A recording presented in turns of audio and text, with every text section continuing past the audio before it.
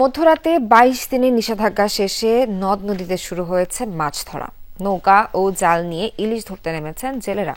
কাঙ্ক্ষিত মাছ শিকারের মাধ্যমে দিন বদলের আশা থাকলেও ইলিশ কম পাওয়ায় হতাশ তারা। তবে মৎস্য বিভাগের দাবি, নিষেধাজ্ঞা সফল হওয়ায় ইলিশের উৎপাদন লক্ষ্যমাত্রা ছাড়াবে।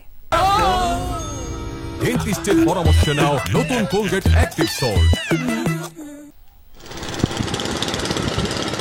নিষেধাজ্ঞা শেষ হওয়ায় নদীর মুক্ত বাতাসে জেলেদের নিঃশ্বাস, মাছ ধরায় তাদের ব্যস্ততা, নদীও যেন তাদের কোলাহলে মুখর।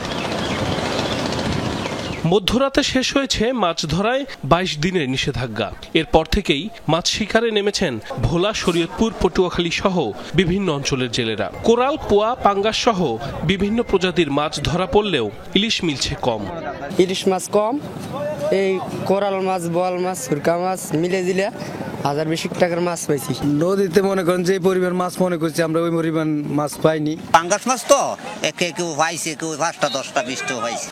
নিষেধাজ্ঞার সময়টা খুব একটা ভালো কাটেনি জেলেদের। মাছ ধরে ঋণ পরিশোধের আশা থাকলেও নতুন করে হতাশায় ডুবছেন মৎস্যজীবীরা।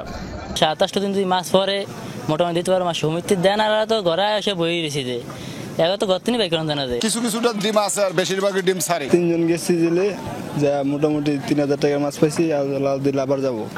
এদিকে বাজারে গিয়ে হতাশ ক্রেতারাও। শরীয়তপুরে বড় সাইজের ইলিশ বিক্রি হচ্ছে ২,৫০০ থেকে ৩,০০০ টাকা কেজিতে। ছোট ইলিশ মিলছে ৮০০ থেকে ১২০০ টাকায়।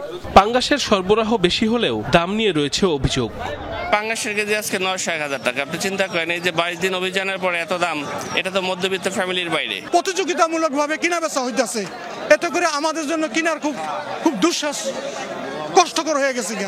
মৎস্য বিভাগের দাবি, এবারের নিষেধাজ্ঞা সফল হওয়ায় ইলিশের উৎপাদন লক্ষ্যমাত্রা ছাড়াবে।